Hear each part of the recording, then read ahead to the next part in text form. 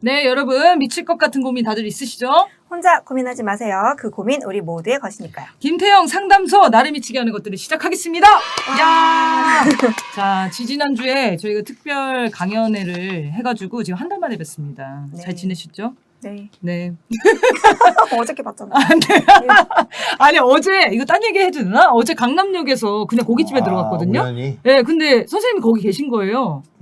정말 황당했어요, 그죠? 정말 그러네. 그래서 옆자리에 앉아가지고. 전 맛있게 고기를 얻어 두분 다 먹었어요. 여기 강남에서 소식자. 주로 강남에서 오시는군요. 아, 진짜 오랜만에 나왔습니다, 네. 강남에. 근데 너무 신기하게. 저도 지도 보고 다니는 곳인데 거기가.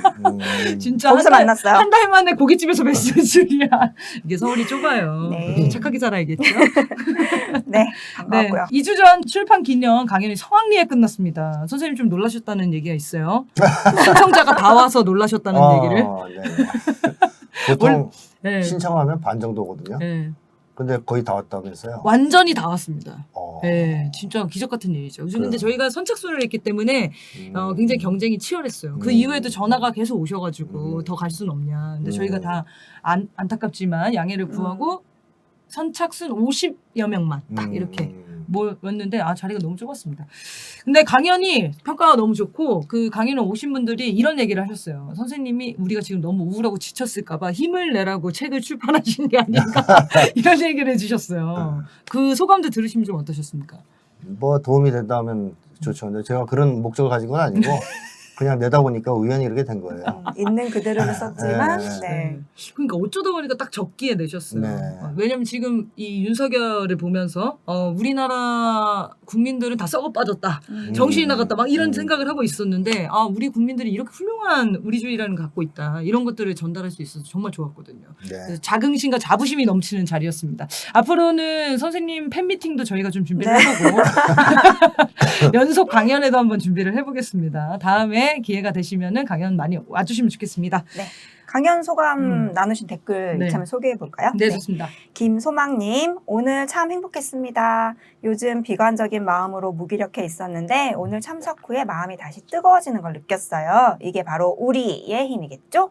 촛불도 다시 나갈 수 있는 힘도 얻고 무엇보다도 실물로 본 우리 소장님 더 좋아 보여서 마음이 놓였습니다. 우리 신랑은 맹구님 봐서 너무 반갑더래요. 하트. 좋은 시간 만들어주셔서 감사합니다. 수고해주신 모든 분들 감사하고요. 다시 힘을 내서 가보자고요. 했습니다. 네. 미모사 제이님. 이런 강연 공중파에서 꼭 방송되었으면 좋겠습니다. 너무 재밌고 자긍심이 생겨요 해주셨어요. 공중파에서는 섭외 전화 없나요? 윤석열 정부인데 죄송합니다. 있을까요? 이동관이 또 임명되면 더 없겠군요. 그러네. 자, 다음 소갈비 레시피님. 나 이 레시피가 너무 궁금해. 자, 우리가 참 좋은 사람들이었구나. 어쩌다 일이 망가졌을까. 다시 회복합시다. 해주셨어요. 네. HJ 청님. 항상 강연이 1시간 남짓 끝나는데 조금 길게 해서 모두 항목마다 제대로 설명을 들었으면 좋겠습니다. 좀 시간이 짧았었나 봐요. 매주 20분, 30분씩 끊어서도 해주시니까 그걸로 대체해도 되고요. 풍요 중독사에도 강의해 주시면 좋겠습니다. 오늘 저녁을 못 먹고 와서 아쉽대요. 그날 강연이 끝나고 저녁 식사를 나오는 그런 강연장이었거든요. 식사를 다 준비해 주시는. 그러다 보니까 어쩌다 보니까 계획과 상관없이 뒤풀이가 돼버린 거예요. 그래서 서로 이제 소감도 나누고 선생님은 언제부터 알게 됐고 막 진짜. 이런 얘기들도 막 오고 갔습니다. 풍요 중독사에도 다음에 기회를 봐서 또 강연을 해보면 좋겠네요. 근데 제가 이거 5번에 나눠서 하잖아요. 한겨레 교육에서. 네. 5명밖에 신청을 안 해서 이상하네. 또 연기됐어요. 진짜요? 네. 한겨레 소개를 해주시죠. 한겨레 문화센터. 한겨레 문화센터 어디 있습니까? 한겨레 교육 그 신촌역 근처에 있습니다. 한겨레 문화센터에서 지금 선생님이 연속 강의를 하고 있는데 지금 계속 폐강되고 있거든요. 네, 신청 거기로 해주시면 될 것 같아요. 아직 못 보신 아쉬우셨던 분들은 분들. 5번. 거기로. 5번. 그 강의비가 얼마인가요? 18만 원인가? 강의료 때문에 그렇네. 그게 좀 부담이 될 수 있죠. 네, 그럴 수 있겠네요. 하지만 그리고 책도 사고 할수 이러면 있지? 좀 부담스럽긴 하겠어요. 음. 네, 그럼 저희가 방송을 이렇게 잘 다뤄보는 걸로 하겠습니다. 한겨레 문화센터는 죄송하지만 뭐 여력이 되시는 분들은 많이 신청하셔서 강연 들으시고요. 저는 선생님을 이제 이 책으로 여러 번 지금 우려먹을까 계획을 여러 가지 계획을 세우고 있어요. 전국 투어를 시킬까.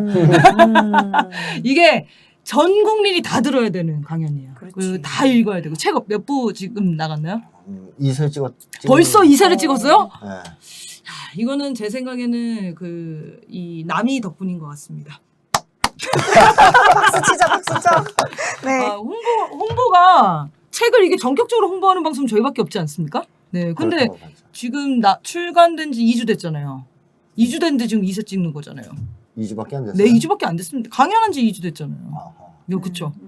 아, 이거는 여러분들의 힘인 것 같습니다. 저희가 또 어쨌든 조회수가 한 1만 이상씩 나오기 때문에 1만 권만 팔려도 한 10세 가는 거 아닙니까? 그렇죠. 네. 그러면 벌써 2세가 들어갔다는 소식. 여러분 네. 책을 꼭 사고 주문해서 선물도 하시기 바랍니다.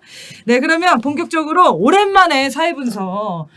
선생님이 다른 방송에 가셔서 많은 사회 분석을 하셔가지고 저희는 제가 궁금했던 거 중심으로 보통 사회 분석을 하거든요. 그래서 몇 가지만 다뤄보고 오늘도 우리 책의 일부분을 또 이어서 다뤄보도록 하겠습니다. 일단 최근 가장 핫한 뉴스예요. 윤석열의 수능 관련 발언이 논란이 되고 있습니다. 처음에 이제 윤석열이 말한 거는 수능을 교과서 범위 안에서 내라 뭐 이런 거였는데 저는 처음에 이 기사를 봤을 때 당연한 말을 왜 하지? 뭔가 꼼수가 있다. 뭔가 불안해. 윤석열이 맞는 얘기하면 불안한 거 있잖아요. 전 네. 그런 감정을 느꼈거든요. 아 이게 뭐지? 했는데 일단은 윤석열이 이 말을 왜 했을까? 저는 아무 생각 없이 던졌다 이렇게 봤거든요. 무슨 계획이 있었을까요? 뭐 계획이 있다면은 전두환 흉내 내는 거? 전전 흉내 내는 거. 그게 뭐 전두환이 어떤 유일하게 칭찬받는 거잖아요. 과외 금지. 과외 금지 시킨 거. 아 역시 윤두환은 다르네요. 지금도 막 그 사람들 만나면 전두환 칭찬해요. 아 그런가요? 훌륭하다가 아니라 그거 과외 나쁜 금지 놈인데 시킨 거. 그건 잘했다. 음. 과외 금지 시킨 거. 뭐 그런 얘기를 하거든요. 근데 뭐 어쨌든 윤석열 입장에서는 나도 전두환처럼 좀 뭔가 인기를 끌 수 있는 비결이 없을까? 네. 뭐 총선이 다가오고 있지 않습니까? 그래서 사람들을 자기 편으로 끌어당겨야 하기 때문에 국가나 국민을 위해서 한 얘기는 당연히 아닐 테고 학부모나 학생들의 표를 좀 얻어보자. 네. 뭐 아니면 이제 국민들의 일부 이제 그 입시 문제에 대해서 지금 문제 의식을 느끼는 국민들을 좀 자기 편으로 당겨보자.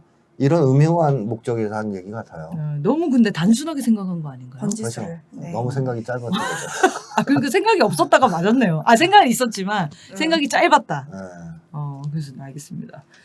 그 정도 짧으면 없는 걸로 봐도 되지 아, 네. 않나요? 저는 그렇게 생각합니다.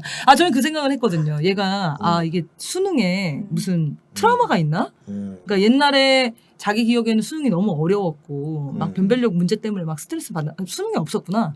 본고사 네. 시대라고 하나요? 그 학력고사? 학력고사인가요? 아마도 그럴걸요. 몇 네. 학번인데요, 윤석열이가? 윤석열이 지금 몇 살이시죠? 70년 되면 본고사 79 학번입니다. 79 학번. 79면 본고사 있었을 때 같은데.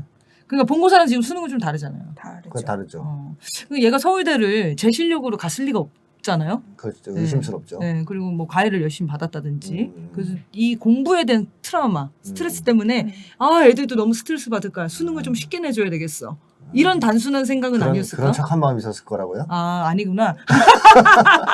일말의 착한 마음도 없구나. 얘는 또 구수도 하긴 했죠. 네, 사실. 그러니까요. 그런 뭐 자기가 받은 어려움 때문에 학생들의 어려움을 덜어주겠다 이런 의도가 있는 사람이면 지금같이 행동을 안 하지 않을까요? 정확하게 사익 중심으로 고민을 했을 거다. 짱구 굴려서 한 것 같아요. 그 본인이 실패했던 많은 수험 시도들을 네. 교과서 범위에서 안 나왔기 때문에 실패한 거라고 생각하고 계신 거 아닐까요? 안 왜 나와서. 내가 모르는 데서 나와. 그럴 수도 있어요. 이렇게. 짜증이 나서 대통령이 된 김에 한번 교육 좀 한번 엎어볼까? 뭐 이런 생각을 아주 짧은 생각을 했을 거다. 이렇게 좀 그런 생각합니다. 댓글들도 있더라고요. 그러니까 이거는 그냥 앞에 던지는 말고 뒤에 분명히 선생님 말씀처럼 사익을 추구할 뭔가가 있으니까 그쵸. 그거하고 연결시키려고 지금 운을 띄웠다. 근데 그게 뭔지 모르겠어. 지금 계속 발언을 바꾸고 있어가지고. 네, 그래서 본인이 생각하는 그 카르텔 안에 있겠죠? 네, 한번 지켜보시죠. 네. 그러게요. 근데 참 그 이유가 또 우리가 재밌는데 이주호 교육부 장관이 공교육 과정 내에서 다루지 않는 내용은 수능 출제를 배제하겠다라고 이야기했어요. 그래서 수능을 5개월 앞둔 이 시점에 학생, 학부모, 교육계가 아주 난리가 났습니다. 심지어 교육부 국장이 시험 어렵게 냈다고 경질까지 되는 사태가 일어났는데요. 그러자 대통령의 뜻은 그게 아니다. 대통령이 입시 전문가다. 진짜 이렇게 말했어? 네네. 교육부가- 조국 수사를 했기 때문에 오. 입시 전문가다. 구수하면 입시 전문가는 거예요? 입시와 관련된 뭔가를 했다고. 사시 전문가겠지. 사시 그치. 전문가다. 구수 전문가다. 교육부가 대통령 뜻을 잘못 전달했다 등등 또 책임 떠넘기기 시작했습니다. 여론이 안 좋으니까. 박순애 전 장관 때도 만 5세 이하 입학해야 된다 이렇게 했었는데 그때도 그랬고 뱉어놓고 남 탓하는 윤석열식 태도와 또 여기에 과잉 충성하는 모습들 자주 반복되고 있는데요. 왜 이 지경 됐을까요? 우리나라 교육에 아주 민감하거든요. 네, 그럼요. 지금 건드리지 말아요. 수능을 음. 건드렸어요. 건드리려면 제대로 건드리든가 해야 되는데 방안도 없이 대책도 없이 건드렸어요. 윤석열 아까 그 머리에서 나와봤자 짧은 생각밖에 안 나온다는 얘기를 하셨는데 윤석열 대통령 머리에서 나왔던 참모들 머리에서 나왔던 발상이 되게 한심한 거죠. 이 말을 툭 던지기 전에 교육을 왜 해야 되고 어떤 방향으로 해야 되는가 이런 얘기를 하는 과정에서 이런 얘기가 나와야 되는데 말만 그냥 툭 던진 거잖아요. 네. 그런 방식이 이제 제일 큰 문제고 이제 문제는 이 윤석열 집단이거든요. 윤석열 대통령이 뭐라고 말만 내놓으면 과잉 충성이 막 벌어져요. 그러니까요. 충성 경쟁. 음. 막 포장하고 뭐 받들겠다 하는 목소리를 내고 이러니까 막 소란스럽단 말이에요. 네. 이제 국민 여론이 악화돼요. 그럼 막 질타가 쏟아지면 윤석열 대통령이 또 살짝 발을 빼요. 그러니까 내 탓 아니. 네. 내가 말한 건 그 뜻이 아니야. 대통령실에서. 이렇게. 내가 그런 얘기를 했었나? 막 이제 이런 식으로. 그럼 이제 벙찌잖아요. 아래쪽 사람들은. 네. 그럼 그때 이제 책임 떠넘기가 나올 수밖에 없죠. 이미 이제 질렀으니까 자기들끼리 다. 그러니까 이거는 대통령의 뜻을 너희가 왜곡한 거야 뭐 등등등으로 책임 떠넘기의 모습이 나온다. 이거는 지금 현재 윤석열 집단을 제가 맨날 그러지 않습니까? 이건 이리떼나 개떼 같은 놈들이다. 이리떼나 개떼의 특징이 뭐냐? 서열 생활을 하잖아요. 맨 위에 있는 알파 개가 네. 막 하면 막 이제 물어라 줄 서고 그치 물어라 그럼 다 물고 이러다가 알파개가 이제 싹 발을 빼고선 어디가 숨어버리면 개떼들은 서로 사이가 안 좋아져요. 네. 서열이 문란해지면서 막 또 싸워. 그러니까 서로 사익을 추구하는 놈들이니까 자기만 살겠다고 싸우는. 그래서 윤석열 정부에서 반복적으로 나타나는 현상 아니냐 전형적인 그런 생각이 듭니다. 누가 그렇게 그 예시를 이렇게 설명했더라고요. 군대에 이제 새로운 장교가 왔어요. 자, 이제 앞으로 모포는 자기 손으로 갠다. 그럼 모포를 자기 손으로 개면 되잖아요. 되잖아. 근데 네. 그 밑에 부하들은 이게 무슨 뜻이지? 음. 왜 당연한 얘기를 하지? 이게 상하 간의 어떤 그 평등을 얘기하는 건가? 그럼 앞으로 경어를 서로 쓰는 걸로 해야 하면서 갑자기 다른 방안을 짠다는 거예요. 과잉. 네. 과잉으로 해석하고 음. 전혀 취지와 상관없는 얘기들을 하고. 네. 근데 지금 윤석열 집단의 수준이 다 비슷한 거 아닙니까? 그렇죠. 그러다 보니까 전 부서에서 다 이 사건이 일어나고 있잖아요. 네. 근데 윤석열의 저는 그 진짜로 본인이 자기 탓이라고 생각하지 않을까. 지금 그거는 궁금하거든요. 그러니까 심적으로는 찔리긴 하겠지만 실제로 내 말은 진짜 그게 아니야. 너네가 잘못 이해한 거잖아. 이렇게 생각을 하나요? 그럴 거예요. 저도 그렇게 생각할 것 같아요. 진짜요? 마음 편하게. 네. 저는 이게 사람이 양심이라는 게 있으면 양심이 없나? 양심이 있긴 있겠지만 그게 이제 불량인 거죠. 정상적인 양심의 수준에 못 미치는 거죠. 그리고 아마 그런 식으로 많이 살아왔을 거예요. 책임을 남한테 떠넘기면서. 네네네. 윤석열 대통령이 그 남의 말을 안 듣는다는 얘기가 많이 나오더라고요. 회의 시간이나 이럴 때 뭐 1시간 회의면 50분 동안 혼자 떠든대요. 그리고 뭐라고 말 잘못하면 화를 그렇게 낸대요. 불같이. 그래서 사람들이 피하고 요즘에는 달래주는 전담맨이 있다. 그런 얘기까지 나와요. 그리고 그런 걸 잘하는 사람들만 주변에 득실득실 할 거 아닙니까? 그러겠죠. 윤석열한테 싸바싸바 네. 잘하고. 그러니까 한동훈이 딱 그런 성격인 것 같아요. 그렇죠.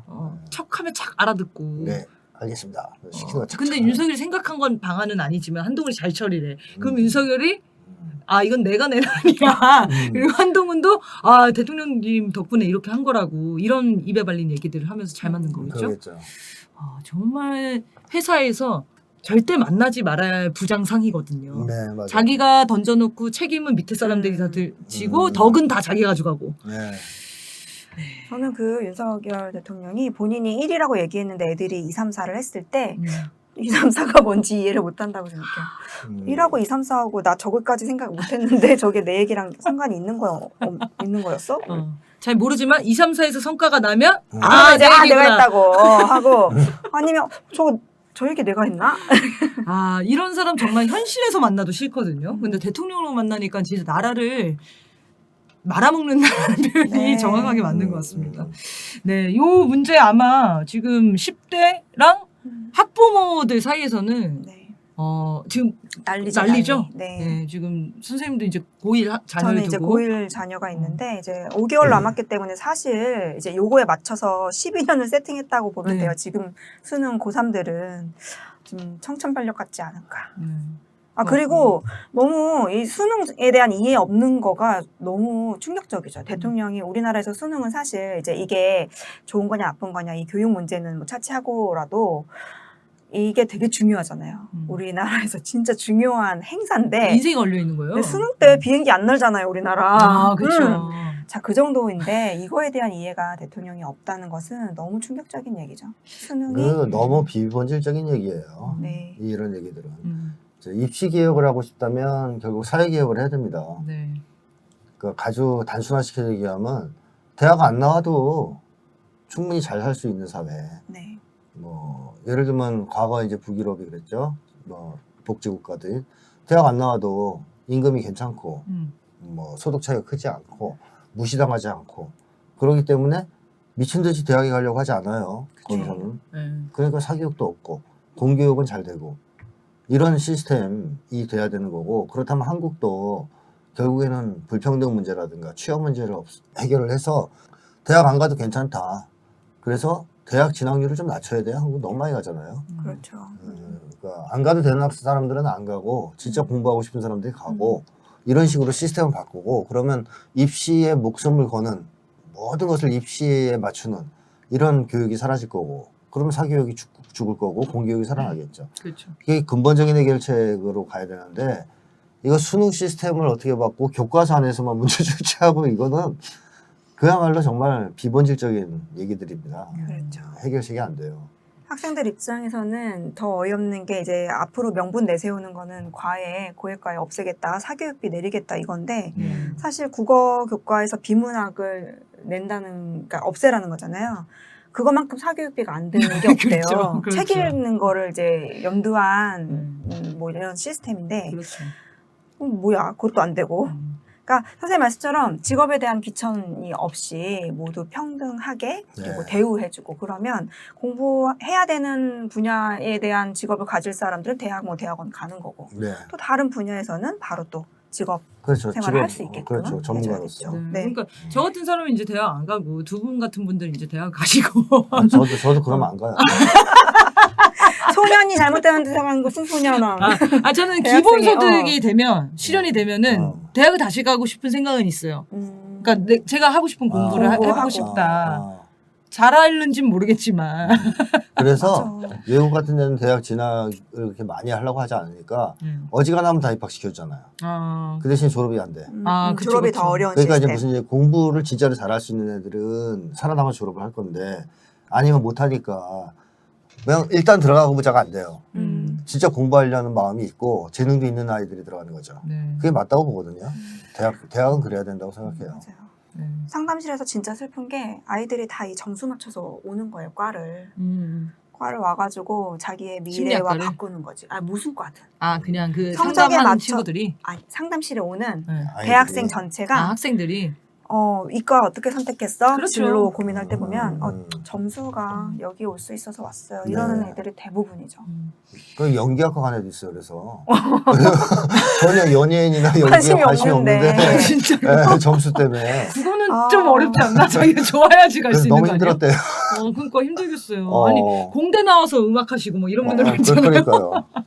네, 어쨌든 이 윤석열이 사교육을 이기 위해서 변별력 문항을 없애야 된다. 이런 대책이 될 건데 네, 말도 안 되는 대책이죠. 사교육을 없애면 불평등 문제를 해결해야죠. 맞습니다. 자, 그러면 전혀 이제 또 상관없는 얘기예요. 자, 이번에는 싱하이밍 대사 얘기를 좀 하려고 하는데 이재명 대표가 같이 만난 다음에 국힘과 언론에서 어마어마한 여론몰이를 하고 있어요. 김기현은 이재명 대표는 중국 공산당 한국 지부장인지 제1야당 대표인지 입장을 분명히 하라. 이건 마치 우리가 윤석열한테 일본 총독부냐 뭐 이렇게 얘기하는 거를 똑같이 인용하니까 굉장히 기분이 나쁘더라고. 상황이 다른데. 네, 어쨌든 근데 싱하이밍 대사가 일단 한 얘기가 별 얘기가 아니에요. 그러니까 엄청난 얘기했어요. 배팅. 네. 중국이 진다에 배팅을 하는 것은 하지 마라. 좋지 않다. 할 수 있는 얘기 아닙니까? 근데 이걸 가지고 이재명 대표 뭐 동조를 했다느니 뭐 그 영상을 올렸다느니 나라 네가 팔아먹은 그래서- 것 같더라고. 그러니까 맥락 취급을 하고 있어요. 왜 이렇게 공격하는 겁니까? 일단 이놈들은 미국에 대한 과잉 충성에 완전히 인이 박힌 놈들이잖아요. 그러니까 감히 이재명이 미국에 찾아가서 알랑거리는 것도 싫죠. 자기들이 해야 되니까. 그렇죠. 근데 미국이 싫어하는 중국에 가서 중국 대사의 말에 반박을 하지 않고 그냥 들어줬다. 여기에 대해서 이제 일단 흥분한 게 있을 거예요. 중국을 만났다는 사실만으로도 그렇죠. 중국 회사를 왜 만나냐. 우리가 지금 저 패고 있는데 그런 거죠. 근데 배팅이란 말은 사실 미국에서 먼저 많이 했던 말이죠. 미국에서. 네. 뻑하면 미국에 있는 관리들이 그런 얘기를 했단 말이에요. 미국 반대편에 배팅하지 마라. 그래서 이번에 싱하이밍이 지는 쪽에 배팅하지 말라 했단 말이죠. 패하는 쪽에. 그러니까 미국 얘기한 거예요. 미국이 질 거다. 미중 관계에서. 그러니까 그쪽에 배팅하지 마라. 어떻게 보면 되게 좋은 조언을 해준 거거든요. 기분 나빠하는 것도 좀 기존 외교를 이상하다. 해결하니까. 아니 지는 쪽에 걸지 말아요. 이제 미국이 어차피 지는데. 왜 찔린 거야? 미국. 뻔히 보는데. 이거 아주 그래. 고가의 찌라시죠. 그러니까. 맞아요. 고급질하시죠. 고급 찌라시죠. 이제 바이든이 뭐라 그랬냐면 그 얘기 듣고 미국 반대편에 배팅하지 말라 그랬잖아요. 이 두 말을 한번 비교해 보세요. 흥미롭지 않아요? 그러니까 싱하이밍이 미중 간의 이런 어떤 갈등 속에서 어디가 패한다고 지금 얘기하는 거예요. 미국. 단호하게. 그 남의 나라 야당 대표 앞에서. 그러니까 자신이 있는 거잖아요. 미국이 진다. 우리가 이긴다. 그러니까 쓸데없이 미국에 배팅하지 마셔. 근데 바이든은 뭐라 그랬어요? 승패 얘기를 전혀 안 하죠. 미국 반대편에 배팅하지 마라. 아, 약간 다르구나. 미국 이긴다는 얘기는 못해. 네네. 자기들이 봐도 못 이길 것 같거든. 아, 내 편 말고 배팅하지 마라 이런 정도구나. 그렇죠. 아, 예. 그러니까 우리 편 들어줘. 우리가 무너져서 완전히 이제 침몰하더라도 반대편에 배팅하지 마라. 가만 안 두겠다. 네. 그럴 힘은 있다 우리가. 중국을 이길 힘은 없지만. 그러니까 미국이 말하는 거 보면 중미 대결에서 자기네가 이길 것이라고 얘기하는 게 별로 없어요. 지들이 봐도 불리하거든. 네. 시뮬레이션 해봐도 안 되고. 네. 그리고 최근에 와서는 더더욱 불리해졌기 때문에 미국은 중국과 지금 화해하고 싶어하는 약간 유화 국면으로 가고 있거든요. 블링컨이 가가지고 지금 네. 대화하자고 이제. 알랑방구 꼈죠. 그다음에 이제 뭐 바이든도 정상회담도 하자. 이 미국 놈들이 저 자세로 막 기어 들어가면서 어떻게든 하려고 하잖아요. 유리하면 왜 그러겠어요? 그럴 필요가 없죠. 중국을 밀어붙였는데 보니까 안 되는 거야. 분위기가. 자기들이 불리한 거야. 뭐 마크롱 같이 자기 개라고 생각했는데 이 개가 말을 안 듣고 중국에 가질 않나. 미국 우리는 하수인이 아니다 그러질 않나. 뭐 그리고 자기네들이 손아귀에 있다고 생각되는 나라들이 다 중국 가요. 네. 막 브릭스에도 가입하려고 그러고. 그래서 미국도 자기도 중국 갔어요. 그러니까 미국 입장에서는 이거 안 되는 거죠. 도저히 이제 게임이 안 되는구나. 그래서 이제 중국에 대해서 거칠게 밀어붙이다가 지금 뒤로 빼고 있잖아요. 네. 윤석열 아저씨와 이 국힘당만 지금 관성이 걸려가지고 뒤로 못 빼고 있어요. 네. 참 안타까워. 그런 방법을 거 몰라. 네. 후퇴를 몰라. 형님들은 이미 후퇴하고 계시는데. 그리고 미국 내부에 지금 문제가 복잡한 게 미국의 네오콘하고 금융자본은 중국을 몰아붙이고 싶어 해요. 여전히. 왜냐하면 얘들은 중국을 굉장히 미워한단 말이에요. 전쟁도 한번 해보고 싶고 네오콘 입장에서. 또 금융자본 입장에서는 중국이 자본하고 금융시장을 개방을 안 해서 자기들이 들어가서 마음대로 돈을 뺏어 먹을 수가 없어. 아, 그러네요. 네. 그거를 갖다가 계속 요구했는데 중국이 거부했단 말이에요. 그래서 중국을 밀어붙이는 측면이 강한데 문제는 IT 산업 쪽입니다. 거기는 중국 없이 할 수가 없어요. IT 산업은 중국 없으면 망해요. 그러니까 이제 엔비디아. 요즘 게임하는 애들 다 알잖아요. 엔비디아. VJ 다 엔비디아만 쓴단 말이에요. 네. 뭐 인텔. 그 다음에 마이크로소프트 빌 게이츠도 갔죠. 이번에 시진핑 만났어요. 그리고 머스크, 첨단 산업 이런 애들은 다 지금 중국 간단 말이에요. 왜냐하면 중국 시장 이러면 안 되거든. 애플도. 그러니까 얘네들 입장은 중국 시장을 이루면 안 되고 중국과 관계 악화되면 안 된다는 쪽이고 이쪽 금융자본가하고 네오콘은 중국을 쳤으면 좋겠고. 그러니까 싸우는 거예요. 미국 내부에서. 미국 안에도 복잡하네요. 네네네. 자본가끼리 싸워요. 아 그래서 그 판은 또 대화로 가고 그렇죠. 한 판은 지금 싸우자고 하고 네, 그런 거군요. 그런 상황이에요. 그러니까 이제 그런 움직임이 있다. 그러니까 한국 기업들도 첨단 산업 쪽 형님들이 지금 중국과 자꾸 가까워지니까 한국도 미국 말 그만 듣고 우리 중국이랑 어떻게 좀 해야 되지 않을까 하는 움직임을 보인대요. 기업들은 그렇죠. 네, 기업들은. 근데 윤석열 정부만 오로지 중국 대리기. 우리도 반으로 나뉜 거 아니 그러면? 기업들은 또 이제 미국에 중국과 화해하자는 그쪽이랑 같은 입장이고 싸우자 하는 사람들이 또 있는 거고. 근데 사실은 우리가 얻을 이익은 없는 거잖아요. 근데 미국과 달리 한국은 자본가들 힘이 좀 약하죠. 아 그렇구나. 네, 미국은 자본가들이 되게 우리는 센데 자본가라는 게 거의 존재하지 않죠. 있긴 있는데 매판 자본가라고 그래가지고 미국이 키운 자본가들이고 대부분 주식이 다 외국 자본으로 돼 있으니까. 네. 그리고 외국은 자본가들이 커서 국가를 먹었잖아요. 네. 고전적인 국가 독점 자본주의라고 그러거든요. 근데 한국은 자본가들이 성장해서 국가를 먹은 게 아니에요. 국가를 따로 미국이 관리해서 쉽게 얘기하면 친미 4대 분자들을 키운 거예요. 네. 그러니까 재벌도 그 선에서 관리하고. 그렇기 때문에 재벌이 한국 정치를 완전히 장악한 게 아닙니다. 윤석열 집단은 기업하고 이해관계가 불일치하고 그러진 않지만 기업을 우선시하는 사람들이 아니에요. 한국 자본가들은. 미국을 우선시하는 사람이에요. 그러니까 자본주의를 정말 신봉하는 사람이면 장사가 잘 되는 쪽으로 외교를 해야 되는 거잖아요. 그렇죠. 그것도 아니야. 그게 아니야. 반자보이주의 세력 같아요 지금 보면은. 윤석열은 장사할 필요가 없는 거죠. 자기는 나중에 딴 데서 돈 받으면 되니까. 그러니까 이제 삼성이 망하든 SK가 망하든 현대가 망하든 관심 없는 거예요. 미국한테 잘 보여서 자기 정권만 계속 유지하면 된다고 생각하는 사람이거든요.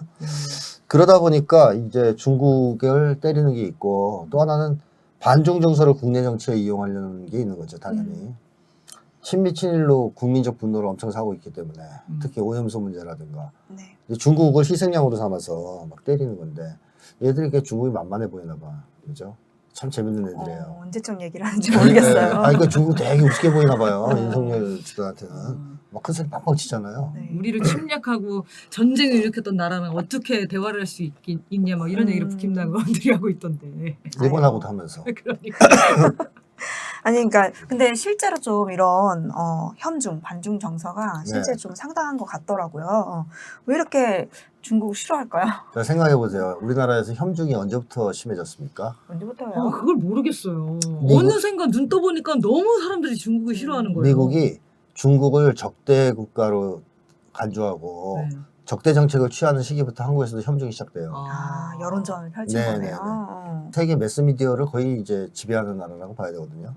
생각해 보시면 과거에 사실 뭐 중국에 대해서 제기한 인권 문제라든가 여러 가지 문제가 과거에는 없었겠어요? 그렇죠. 물론 이제 그것도 조작이 많은데 더 나아졌겠죠. 있었더라도 과거가 더 심하지 지금 심하겠냐고요. 근데 과거에 미국이 중국을 끌어당길 때는 그러니까 소련을 무너뜨리려고 중국을 끌어당겼단 말이에요. 그래서 중국을 개방시키고 국교 수립하고 소련 무너뜨리려고. 그때만 해도 중국에 대해서 문제제기 하나도 안 했습니다. 자기 필요할 때는. 80년대, 7, 80년대 했어요? 미국이 중국에 대해서? 뭐 인권 문제니 뭐니? 아무 얘기 안 했어요. 전혀. 오히려 태어나질 않았어요. 오히려 이제 좋게만 얘기했죠. 근데 그때는 주로 표적이 어디였냐면 소련이에요.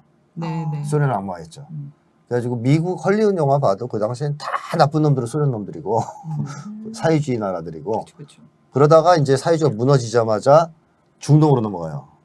잠깐 이제 그 언더시즈 3에서 북한 잠수함 나왔다가 이게 영화의 흐름으로 보면 알잖아요. 그렇지. 미국의 적이 누구로 나오냐. 그러니까 소련으로 계속 나오다가 잠깐 007이니 뭐 이랬는데 북이 자꾸 나왔었어요. 북한이 잠깐 핵 위협이 있을 때. 그러다가 이제 너무 세니까 이제 싸우면 안 되겠다 싶어서 중동으로 넘어가요. 그다음부터는 다 나쁜 놈들은 중동으로 나옵니다. 그러다가 그 이후에 중국이 나오기 시작합니다. 나쁜 놈들로. 물론 일부는 또 좋게도 나오지만 나쁜 놈들로 나오고 일본은 우호적으로 나오고 그런 흐름이 나오죠. 그래서 미국이 중국에 대해서 명확하게 적대 정책을 취하겠다. 중국을 봉쇄하고 무너뜨리겠다. 이 입장을 취하면서부터 전 세계적으로 하여튼 중국을 비통하는 분위기가 생기거든요. 그게 한국에도 그대로 이제 들어오면서 한국의 여러 언론 매체들이 중국 때리기를 엄청나게 하죠. 네. 거기에다가 일부 이제 그런 어떤 선정적인 보도들이 있어요. 중국 사람들이 한국에 수출한 김치를 뭐 쓰레빠시 그만 뭐 맨발로 들어가서 했다든가 뭐 그런 거. 근데 사실 그런 업체들은 딴 데는 없겠습니까? 많이 있죠. 조사하면 나올 수도 있는 거죠. 걸리면 이제 일본에도 있을 수 있고. 근데 그렇게까지 홍보는 안 하잖아요. 그리고 중국이 무슨 문화적으로 엄청 낙후하고 네, 더러운 그런 민족 그런 이런 거죠. 인식이 있잖아요, 저희가. 예. 그러니까 나한테도 있는 것 같아. 네. 약간 이제 그런 건 있는데 역사적으로 볼 때 우리 한국 사람들이 보기에는 좀 낙후된 건 맞아요. 중국이 약간. 그렇지만 미국보다 낙후되지는 않았어요. 제가 볼 때. 문화적으로. 그렇죠. 진짜 이렇게 환타지를 그려서 그렇지 실제로 가본 분들 얘기 들으면 깜짝 놀라잖아요. 아, 미국. 그럼요. 미국이 일단 문화적으로 낙후됐다는 거는 걔네들은 문제 생기면 결투하잖아요. 제가 얼마 전에 본 존윅에서도 결투해요. 결국 네. 문제가 해결이 안 되니까. 네. 무식한 방법이 있어요. 일단 서로 죽이는 거? 30보 뒤에서 빵. 시장 서양 사람들 그렇게 결투해서 해결했거든요. 동양에서는 그런 짓은 안 했어. 중국도. 일본은 하잖아요. 네, 일본 하죠. 무사들 네. 대결. 그래서 이제 미국, 일본이 약간 비슷한 면이 있는데 친한 제국주의 성향이 네, 거기서 힘으로 나오잖아요. 해결하는. 근데 한국이나 중국은 적어도 그렇게 해결한 적은 없어요. 그러네요. 문제가 있으면 포청천 해결하든가 뭐 이랬지. 퍼센트. 뭐 법을 해결하든 도덕을 그러네요. 해결하든 뭐 그러지. 네네네. 막 그래 30보 뒤에서 한 박씩 화살 날려서 이기는 놈이 이기는 뭐 이렇게 하자 이런 건 없잖아요. 그렇죠. 그런 문화는 없어요. 그런 거 보면 미국이 더 무기하지 뭐 중국이 무기합니까? 근데 이제 중국에 대해서 이제 너무 때리는 거죠. 이거죠. 과도하게. 네, 과도할 정도로. 과장해서. 최근에 얼마 전에 뉴스에서 막 승무원, 스튜어디스? 비행기 승무원, 여승무원, 네. 승무원. 뚱뚱한 여자들은 못하게 한다. 그거 좀 난리를 치는 거야 막. 어디 중국에서요? 아니 우리나라 오면서 우리나라가. 네. 중국 놈들 나쁜 놈들이다. 아. 제가 보면서 우리나라 여승무원, 비행기 여승무원 뚱뚱한 사람 못 봤거든요. 없죠. 근데 우리는 아예 안 뽑는 거잖아요. 네. 그리고 이제 뽑은 다음에 몸 관리 안 하면 이제 당연히 여러 가지 압박을 가할 텐데 그 명시했나 봐 어디 중국 쪽에서 뚱뚱하면 자른다 이런 식으로. 네. 그때 그거 갖고 막 미개하다, 인권 탄압이다 막 난리를 쳐요. 그러니까 그 일부 그런 모습들을 네네. 과장하고 왜곡해서 다른 나라에도 다 있는 건데 사실은. 그럼요. 비슷비슷한 문제가 다 있죠. 근데 중국 거만 유독 부풀려서 치는 게 있다라는 거죠. 근데 이게 그냥 싫어하는 거죠 지금. 그러니까 다들 정확한 사실을 알고 싫어하는 게 아니고 네. 보도된 걸 보고 눈으로 확인되지 않은 정보를 가지고 싫어하다 보니까 네. 그 혐오 의식 같은 게 생겼는데 이걸 어떻게 없애야 되나요? 근데 그게 진짜 10대랑 20대 사이에서는 엄청나게 만연해 있어요. 그럼 중국 놈들, 북한 놈들 욕하듯이 막 이런 식으로. 근데 이런 정서를 어떻게 사라지게 합니까? 우리 아들한테 물어보니까 게임에서 중국 애들이 자꾸 나쁜 짓을 한대요. 그런 것도 있죠. 나쁜 짓 하는 애들은 다 중국에다 뭐 이런 얘기도 하는데. 중국이 사람이 많아서 사람이 그래요. 많아서. 아니 근데 그럴 수 게임을 진짜 있잖아. 많이 해. 진짜로. 막 그 돌리는 거 있지 않습니까? 그 아. 오토 같은 거. 네. 그 불법으로. 그런 거 많이 하지. 사람이 많으니까요. 그거 어떻게 합니까? 뭐 중국도 좋아해서 되겠지만 어쨌든 핵심은 왜 중국이 그렇게 미운지 이거를 좀 냉철하게 좀 따져볼 필요가 있을 것 같고. 어디서부터 시작했는지. 왜냐하면 우리한테 지금 피해 주는 건 별로 없어요, 중국이. 네, 맞아요. 뭐가 있어요? 중국이 뭐 우리나라에 군사기지 갖고 있어요? 미세먼지. 미세먼지 날리는 거? 근데 미세먼지도 어. 그 중국 황사 때문이 아니라면서요? 너무 심하게 그것도 과장 너무 때문에? 심한 과장이죠. 네. 그것도. 아, 진짜? 네, 그것도 원래는 이제 산업 공장들에서 나오는 아. 그 연기나 이런 거 먼지가 훨씬 많이 나오고. 네. 그리고 생각해 보시면 지구 환경 오염은 중국 이전에 선진 자본주의라고 하는 서구 사회가 다 오염시킨 거 아닙니까? 영국과 네. 미국. 그러니까 이제 그런 환경 문제에서도 지금 대립이 있는 게 뭐냐면 미국이나 이런 나라들, 유럽 나라들은 지네들은 마음껏 배출했거든요. 네. 공해를. 그래놓고 지구의 환경 문제가 터지니까 이제 안 하자는 거예요. 그러니까 한참 이제 경제 우리 이제 개발하는 끝났다. 경제개발하지 마 이제. 한참 경제 개발 시작하는 나라들한테 너희들 하지 말라 그러는 거예요. 자기들끼리 조약 묶어가지고. 그러니까 후발국들은 미치는 거죠. 우리 경제 개발해야 되는데 쟤네들이 지금 환경을 걸고 자꾸 우리를 못하게 한다. 그럼 지네가 돈을 많이 내든가 환경 문제를 그렇죠. 지구를 많이 망쳤으니까. 그러니까 이제 이런 식의 이제 사다리 걷어차기 같은 게 있다라는 것인데 어쨌든 중국에 대해서 냉철하게 좀 생각을 해봐야 된다. 그래서 우리한테 국익을 해치는 면이 있다면 당연히 거기에 대해서는 우리가 뭐 독립국가니까 중국에 대해서 할 말하고 싸울 건 싸워야 되겠죠. 그러나 아무 이유 없이 우리한테 해를 끼치지 않는데 미국의 명령을 받아서 그러니까 미국이 가는 길을 쫓아가는 과정에서 괜히 중국을 적대시하는 것은 일종의 자살행위다라는 점 알아야 됩니다. 취직이 안 된다 그러면서 중국 욕하면 안 돼요. 외국인 노동자 욕하고 막 이런 사람들도 있거든요. 중국이나 이제 이런 많이 동남아에서 많이 와가지고 오시니까. 그렇다고. 근데 그 차별 그분들이 들어와서 우리가 직업을 잃는 게 아니잖아요. 그렇죠. 네. 그 다른 나라들도 마찬가지. 유럽도 이민자들 적대시하는데 하층 사람들이 이민자들 때문에 가해진 게 아니에요. 부자들이 불평등하게 부를 독점해서 그런 거지. 네. 그 문제를 해결해야죠. 그리고 지금 윤석열 정부는 계속 이민자를 늘리려고 하고 있습니다. 이민청까지 설립해서. 네, 맞아요. 이런 상황이 되면 더더욱 살기 힘들어지겠죠. 네. 자, 그럼 다음 질문입니다. 한미연합 화력 경멸 훈련이라는 것이 한 보름 정도 진행이 됐는데 마지막 날에 윤석열이 참관을 했어요. 근데 이 훈련이 총 5차례 정도 진행되고 그 차례마다 2,000명 정도 참관인을 모집을 해가지고 그 참관인들 보게 한 거예요.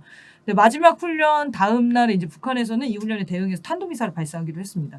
참관기를 제가 찾아봤는데 직접 가신 분들 그분들의 이제 감상이 뭐냐면 우리나라 너무 강하다. 야 전쟁에도 이길 수 있을 것 같아. 정말 군인들이 고생해. 막 이런 반응들이 대부분이었거든요. 이 훈련을 참관하셨던 분들이 받을 영향 저는 그게 궁금했어요. 되게 저는 그 참관기를 보면 좀 무서웠거든요. 이번에 우크라이나가 대반격 시행 시작했죠.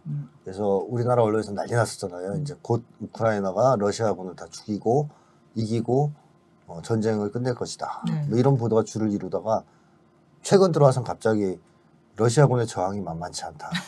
이런 보도가 계속 나와요. 쉽지 않다. 뭐 이런 게. 쉽지 않다 그렇게. 네.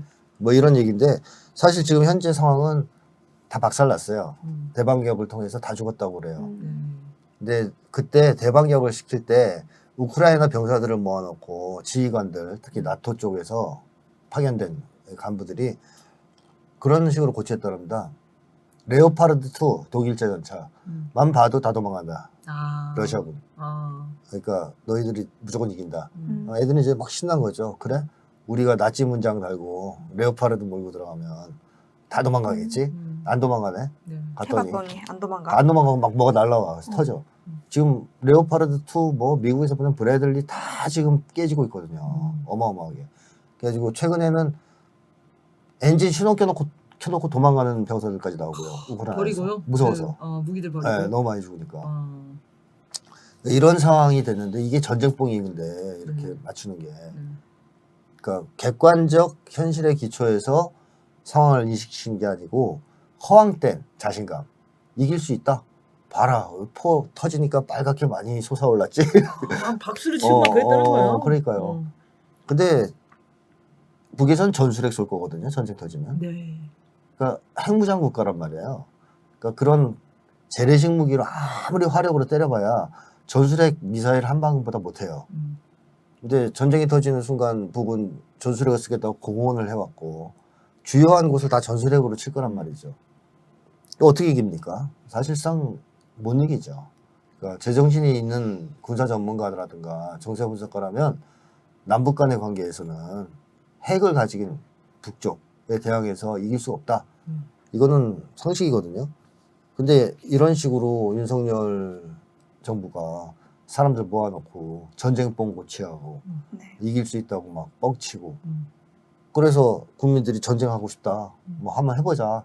이렇게 하면 결과는 어떻게 되겠습니까? 다 죽는 거죠. 다 죽는 거죠. 뭐 미친 짓을 하고 있는 거예요. 지금 불나방이 이제 불에 뛰어드는 그런 짓을 하고 있는 거죠. 정치 쇼라고 저는 생각합니다. 진짜 훈련 쇼였던 것 같아요. 근데 이분들이 가서 이런 얘기도 있대. 이제 호전성을 막 국민들을 자극하나 뭐 이런 그런 훈련이었을까 이렇게 보기도 하는데 이 참관기를 나중에 한번 찾아보십시오. 읽으면은 이분이 전쟁을 하고 싶어하는 것 같이 그렇게 기사 참관기를 쓰더라고요. 그러니까 보면은 그런 생각이 드나 보죠. 네, 그 목적대로 한 것 같고 실제로 전쟁 준비를 하고 있나 이런 생각이 들 정도였어요. 국민들한테 그런 거를 기만하려고 네. 속이고 있는 거잖아요. 선생님 말씀대로. 참 정말 나쁩니다. 정부는 뭐 이렇게 사람으로 치면 부모 역할을 할 수 있는 걸 텐데 아이한테 평화로운 마음으로 행복하게 살자보다는 싸우자를 고취시키는 부모 정말 나빴다는 생각이 들고 아니 얼마 전에 6.15였잖아요. 네. 6.15 공동선언 때 그런 거 모습 보면서 안전하구나. 우리가 진짜 힘이 있구나. 이런 걸 느껴야지 무슨 네. 뭐 이런 폭탄 터지는 걸 보면서 이런 걸로 느껴봤자 다 허황된 거라는 거죠. 네. 윤석열이 간 날이 6.15였습니다. 아이고. 이게 마지막 참관한 날이. 일부러 상식적으로 간 거죠. 자기 네. 전쟁할 거다. 네. 6.15는 없다. 뭐 이런 식으로. 네. 참 어떤 게 든든한가요? 두 그러니까 가지를 보면. 박정희 같아요. 박정희. 쇼하는 게. 음. 그 전쟁 위기를 고조시키고 국민들한테 우리 강해 막 이렇게 속이는 그 장면들이 네. 박정희나 이승만을 막 떠올리게 되는 것 같아요. 박정희는 그래도 자체로 핵이라도 만들려고 했어요. 왜요? 핵 개발하자고 얘기했다가 지금 까였잖아. 까였지만 까여서 못하잖아요. 마음은 있을 거 아닙니까? 한 켠에 있겠죠. 근데 박정희 시도했잖아. 그래 죽었지만 어떻게 보면. 윤석열보다 박정희가 낫다. 아니 뭐 낫다는 건 아니고 나쁜 놈이지만 바로 나쁜 놈이지만 네. 그래도 지가 그래도 뱉은 말은 네. 실행에 옮기는 정도는 있다. 다 강단이 있다. 네. 근데 윤석열 대통령 그것도 못하잖아요 지금. 이건 진짜 쇼였죠. 아, 좀 재밌는 그래서 질문이 있어요. 네. 그래서 이 훈련, 전 참관 모집하는지 몰랐는데 한번 가볼 거를. 이게 그러니까 훈련을 이제 윤석열 대통령이 왔다고 하더라고요. 네, 참관했죠. 마지막 날 와서 참관했는데 지금 여기 사진 나가고 있는데요. 윤석열 표정이 좀 시종일관 좋지 않은 축이었다고요. 이게 대통령실 사진. 저 뒤에 보니까 김관진 표정이 더 안 좋은데? 그렇구나. 이것도 굉장히 긴장돼 보이지 않습니까? 연합뉴스나 뭐 이런 데서 이제 가장 좋은 걸 좀 내보냈을 텐데 계속 표정이 안 좋다는 거죠. 그래서 윤석열이 참관할 거라는 기사도 저는 요번에 안 거예요. 지금 했었구나. 그리고 참가를 했으면 만약에 저게 의도가 있었을 텐데 아마 대대적으로 홍보했을 거란 말이에요. 이 훈련 자체를 되게 그렇게 했기 때문에. 네. 그런데 이런 대대적인 선전이 이루어지지가 않았어요. 최강 미국과의 합동훈련을 보면서 윤석열이 마음의 안정도 없고 자신감도 생겨서 대대적으로 이거 알릴 거다라는 여론도 있었는데 이게 좀 실제와는 다르더라고요. 사진을 이제 보셨는데 오기 싫었던 사람이 억지로 끌려와서 보는 것 같다 이런 표정이 보여요. 어땠던 것 같으세요? 전날에 술도 많이 먹고 부동시도 있고 그래서 잘 안 보였던 거 아닐까? 저 아침에 그래서 인상을 막 쓰고 있었던 거 아닐까? 새로운 관점의 해석이. 저 농담이고요. 윤석열 대통령이 불안감, 불신감이 있다는 얘기는 예전부터 했잖아요. 네. 그러니까 핵 무장을 하고 싶어 했던 데는 다 이유가 있어요. 불안했어요. 네, 불안한 거죠. 북이 핵무장 국가고 핵무력이 있단 말이죠. 어느 순간 발 빼고 튈지 모른다. 네. 그리고 그게 현실적으로 그럴 가능성이 있다는 것을 미국이 보여준 게 2018년인가요? 북미 회담? 맞죠? 네, 18년. 2018년에 북미 회담 과정.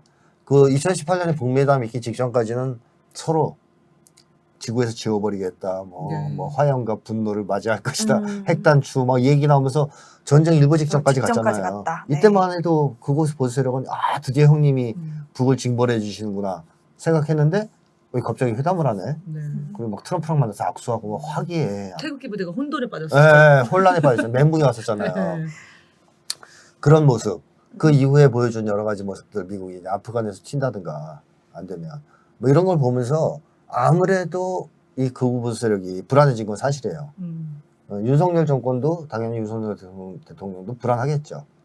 그래서 핵을 만들고 싶어서 뭐 이제 자체 핵무장 뭐 이런 얘기를 했더니 형님들한테 엄청 까였잖아요. 그래서 그것도 못 하겠고. 그래서 유일하게 지금 기대할 수 있는 것은 미국이 북을 강하게 압박하고 혼내주는 거란 말이죠. 워싱턴 선언에서도 이제 그걸 사실 기대했던 건데 요즘에 근데 미국이 하는 짓이 좀 이상해요. 윤석열 대통령 보기엔 이상할 거예요. 이상하죠. 왜냐하면 전 세계적으로 미국이 어느 정도 힘에 붙여서 후퇴하는 모습을 보여주고 있거든요. 그러니까 우크라이나 같은 경우에도 빨리 휴전하고 싶어 합니다. 미국이 이제 밀어붙이는데 한계를 이제 드러내면서 빨리 어떻게 휴전해서 그냥 분단이라도 시켜야 되겠다. 이런 이제 모습을 드러내고 중동에서도 도저히 안 되니까 이란한테 제재를 풀어주면서 화해를 좀 하는. 물론 이제 뭐 석유 문제도 있긴 하겠지만, 그러니까 중국에 대해서도 밀어붙이기 일반도에서 어느 정도 숨고르기를 하면서 싸울 생각 없다. 디커플링이 아니라 디리스킹이다. 이것들은 말도 잘 만들어요. 네. 그죠? 헷갈리게. 예. 그것도 하여튼 그래가지고 그런 식으로 약간 물러서는 듯한 모습 보인단 말이에요. 그리고 한반도에서도 사실 화력 경멸 훈련 미국이 더 선전을 많이 해줘야 되고 또 핵잠수함 들어왔는데 부산에 그것도 그쵸. 많이 선전을 해줘야 되잖아요. 네. 화려하게. 근데 거의 보도를 잘 안 하면서 약간 훈련 자체를 다 낮게 네네. 강도 낮게 진행한단 말이에요. 떠들썩하지 않게 북을 네. 자극하지 않으려고. 네. 이런 거 보면 윤석열 입장에서 얼마나 실망스러워요. 음. 형님들이 미국을 북을 막 때려주셔야 되는데 안 때려준단 말이에요. 지금 때릴 때 막 조심스러운 모습 보이고 그러니까 기분이 안 좋을 것 같은데 거기서 나오는 표정 아 형님들은 잘 안 도와줄 것 같아. 왠지 내가 속은 것 같아. 근데 저런 포로 과연 우리가 이길 수 우리가 있을까? 이길 수 있을까? 쟤네들은 핵이 있는데 아니 윤석열이 핵 말고도 근데 이렇게 딱 그 전차나 막 이렇게 막 훈련을 보면 마음의 안정을 얻을 수 있잖아요. 아 그래도 미국이랑 이렇게 훈련하니까 멋있어. 아 본인이 막 이렇게 하는 막 그런 장면 연출해주길 바랬던 거 아니야? 아 그 역할을 안 줘서 그런가? 그냥 아니, 와가지고 훈련만 근데 시켰나? 그렇게 생각할 놈이면 왜 핵무장 얘기를 하겠어요. 아, 핵에 대한 진짜 두려움이 크다고 봐야 되는 거군요. 그러니까 그건 아주 전후가 아니면 네. 핵무력이 있다는 것이 얼마나 큰 의미를 가지는가는 안단 말이죠. 그렇죠. 그러니까 핵무장을 계속 얘기했겠죠. 네, 그러니까 자기도 핵무장을 얘기한 거죠. 핵 공유해달라고 네, 계속 네. 매달리고. 미국이 그걸 두려워한다는 것도 알고 있고. 그러니까 이제 막 마음이 편치 않은 거예요. 아 그러면 뭐 이런 건가요? 아니 이게 핵 공유를 해달라는데 안 해주고 갑자기 무슨 이런 훈련한다고 와가지고 나한테 그걸 보라 그래 굳이 이른 시간에 뭐 이런 건가요? 탱크나 쏘고 말이야. 네. 핵미사일 시험이 몰라. 근데 이게 윤석열이 보통은 이런 훈련에 참가를 하면은 사전에 일정들이 다 공개를 되잖아요. 왜냐면 이날 미 국방부 차관부인가요? 그 사람도 가고 김관진도 가고 되게 중요 인물들 많이 갔어요. 근데 이렇게 중요 인물들이 간다는 얘기가 당일 오전에 나왔어요. 이거 그냥 훈련 쇼인데. 그러면 사전에 대대적으로 선전을 하고 우리 가니까 뭐 더 관심도 가져달라 이렇게 해야 되는데 저는 사실 그렇게 생각했거든요. 아 막바지까지 가기 싫었나? 끝까지 버티다가 막판에 어쩔 수 없이 갔나? 그래서 윤석열이 그 학생들이 그 입구에서 농성을 하고 있었거든요. 네. 그래서 학생들이 그 들어오는 통로를 막고 있었기 때문에 도로로 오는지 헬기로 오는지 이게 관심사였어요. 근데 도로로 안 온 것 같거든요. 목격자가 없어. 그럼 헬기로 왔을 거 아닙니까? 그럼 알려줬어야 될 거 아니에요. 미리. 그게 되게 비밀리에 가가지고 아 윤석열이 마지막까지 고심했나 보다. 여기 가는 거에 대해서. 그럼 뭐 이제 추정인데 그럴 네. 수도 있고 부담이 되지 않았어. 아니면 미국이 아예 그 훈련 참관 같은 거 안 하고 로키로만 하려고 그랬는데 이 한국 쪽에서 난리를 쳐가지고 아 좀 해줘야 된다. 한 번쯤은 와줘야 되는 거 아니냐. 아. 그래서 미국이 이제 어쩔 수 없이 마지막 날 갔을 수도 있고. 아. 근데 어쨌든 윤석열 이게 좀 입장 가능성이 좀 있는데 지금 윤석열 너무 많이 입장에서는 생각했어. 기분 나쁘죠. 음. 어떤 쪽이든 간에. 매우. 하여튼 윤석열과 긴밀히 조율해서 한 것 같진 않다. 그날 그 장관이 네, 그런 느낌 들었습니다. 네 오늘 굉장히 많은 시간이 지나버렸어요. 자 그러면 이어서 한국인의 마음속엔 우리가 있다. 책의 일부 내용 지난번에 이어가지고 다뤄보려고 하는데요. 지난번에 이 우리 파트가 거의 책의 절반입니다, 여러분. 그 절반 중에 3분의 2 정도 다뤘거든요. 그래서 오늘은 나머지 못 다룬 부분 3분의 1을 다뤄보도록 하겠습니다. 네, 지난 방송에서 한국인이 생각하는 우리는 일심동체의 상태다 하셨는데요. 가짜 우리와 진짜 우리가 또 따로 있다고 하더라고요. 그 의미가 뭔지 한 번 더 말씀해 주시면 좋을 것 같아요. 이 우리라는 것이 그냥 마음대로 만들고 싶다고 만들 수 있는 게 아니지 않습니까? 그러니까 우리가 되려면 주객관적 조건이 있어야 돼요. 그래서 객관적 조건의 대표적인 게 바로 평등한 관계죠. 그러니까 평등한 관계에서는 우리가 될 수 있잖아요. 근데 불평등 관계에서 우리가 될 수 있을까요? 그렇지. 같은 마음일 수가 없죠. 그렇죠. 그러면. 아, 우리 한여야. 전혀 같은 마음이 됐어. 네가 뭔데 날 우리라고 불러. 그러니까 이렇게 되겠네. 굉장히 기만적인 그 구호가 그러네요. 옛날에 80년대 90년대 지금은 별로 없는데 공장 같은 데 가면요. 네네. 우리는 한 가족 맨날 이런 거 써있어요. 맞아요. 맞아요. 맞아. 네, 그러네요. 막 위에 구호로. 근데 어떻게 사장하고 노동자 한 가족이 될 수 있어요? 노동자는 죽도록 일하고. 네, 사장은 맨날 수십 가서 노는데 네.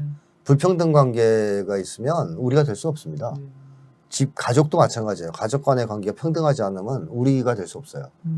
그래서 아버지가 맨날 와서 빠따 뭐 고무수로 애들 때리고 그런다. 그러면 어떻게 우리가 돼요? 윤석열은 우리를 경험해 본 적이 없을 수도 있겠어. 우리가 되려면 네. 평등한 관계가 전제돼야 된다. 그래서 우리의 객관적 조건 중에 가장 기본적인 것은 평등 관계입니다. 평등이 그러니까 물질적, 뭐 정신적 이런 평등인가요? 어떻게 표현을 해야 되죠? 물질적으로는 어느 정도 평등해야 아, 물질도. 정신적으로도 평등해지죠. 네. 뭐 예를 들면 결혼한 부부가 있는데 남편은 돈을 수억 버는데 아내는 전업주부다. 네. 그럼 평등이 쉽게 오겠어요? 아, 그럼 좀 만만치 않아요. 어렵겠네요. 뭐 쩔쩔매게 되죠. 음. 그래서 물질적으로는 어느 정도 평등 관계가 있고 그 다음에 심리적 또는 사회적 평등도 있어야 되겠죠. 어쨌든 그게 크면 안 돼요. 대충 사람들이 평등하다 싶어야 이게 하나가 될 수 있어요. 우리가 될 수 있습니다. 그 다음에 또 하나는 객관적 조건 중에 또 하나는 그 집단 구성원들이 공동의 목표가 있어야 되거든요. 그러니까 이제 뭐 여기 계신 분들만 해도 세상을 바꾸고 싶다라는 어떤 공동의 목표. 단기적으로는 뭐 윤석열 정권을 무너뜨리고 싶다. 네. 이런 공동의 목표가 있지 않습니까? 그럼 이제 우리가 될 수 있어요. 객관적 조건이거든요. 이런 게 있는 조건에서 주관적 조건 혹은 주체적 조건이 만들어지면 되는 거죠. 그 주체적 조건은 운명 공동체라는 자각이에요. 일단. 운명 공동체. 그러니까 우리가 그냥 아버지가 실업자가 되면 나도 인생 쫑친다. 세된다. 뭐 이런 거잖아요. 네. 운명 공동체라는 자각이거든요. 같은 배를 탔다. 우리는 같은 배를 탔다. 네네. 뭐 예를 들어 2%가 이제 끝나면 맹구씨만 잘못된 게 아니고 나도 피해를 본다. 우리 다 끝난다. 우리 같이 간다. 채널이 끝납니다. 채널이 끝나. 뭐 그런 식으로 운명 공동체라는 자각이 네. 있어야 되는 거예요. 선생님이 운명 공동체래. 네. 우리. 아, 선생님은 아직 그 자각은 높지 아니에요? 않으세요. 저는 별로 높지 않아요. 그러니까 제가 계속 잡아놓고 있는 거예요. 그리고 이제 그런 자각이 있으면 서로 아껴주게 되잖아요. 네. 운명 공동체니까. 그렇죠. 그래서 사랑이 싹트고 서로 간에 의리가 생기고 막 이제 막 그러면서 결합이 되기 시작해요. 긴밀하게. 네 거 내 거 없이 너와 나의 경계 없이. 그게 이제 일심동체 단계로 나가는 거고 우리주의 의식도 굉장히 강해지죠. 이게 주체적, 주관적 조건이에요. 그러니까 이 두 가지가 다 결합이 된 집단은 정말 강력한 우리 집단이 되는 거고 네. 이런 것이 미진한 상태는 부족하다면 진짜 우리가 되기에는 좀 어려움이 있다. 그래서 가짜 우리 중에는 그런 것도 있죠. 불평등한 관계인데 우리라고 생각하는 경우. 네. 아까 얘기했듯이 뭐 우리 하녀와 하녀? 주인 우리는 하나예요. 뭐 이러다 하나가 아니에요 사실은. 근데 그게 착각을 하는 건가요? 네, 아. 착각이죠. 그러니까 객관적 조건이 없는데 구비되지 않았는데 우리라고 생각하는 거예요. 네네. 그래서 노예주와 노예가 우리라고 생각한다든가, 그죠? 뭐 그 깡패가 보면 조폭 두목과 밑에 이런 애들이 다 우리라고 생각하는 애들이 있어요. 근데 아니거든요. 네. 불평등한 게잖아요. 뒤에서 웃잖아요. 예, 그 욕하고. 카지노인가 보니까 그 최민식도 나쁜 놈은 아니던데 그 나름대로 나쁜 놈 치고는 뭐랄까 사람들한테 잘 좋은 베풀기도 면도 하고 있고. 있는데 그래도 지하금고에 가면 어마어마한 돈이 있어요. 금과. 근데 밑에 있는 데서 일하는 애들은 그 정도의 부를 축적 못 하잖아요. 그래서 그 금을 목격하고 예, 배신감에만 배신하죠. 부들부들 떨죠. 네. 너 혼자 다 뭐 이런 거. 거기에 진짜 끈끈한 관계로 나오거든요. 그 네, 드라마에서는 그렇죠. 거의 근데 두도 나중에- 없는 형제처럼. 나중에 칼로 쑤시잖아요. 네, 서로 죽이고. 불평등 관계가 있으면 그렇게 하나가 될 수 없다, 우리가 될 수 없다라는 건데 그런 상태에서 우리라고 느끼는 거, 우리라고 착각하는 거, 또 공동의 목표가 없는데도 불구하고 우리라고선 생각하는 거, 이런 거. 이제 아까 얘기했던 객관적 조건이 없는데 우리라고 생각하는 게 문제죠. 또 주관적인 조건도 굉장히 부실한 경우가 있어요. 그냥 막연한 친근감이나 일체감 같은 걸 느끼는. 그러니까 그런 건 약하죠. 그래서 진짜 우리가 되게 어렵다 해서 간혹 일시적인 우리는 있거든요. 네.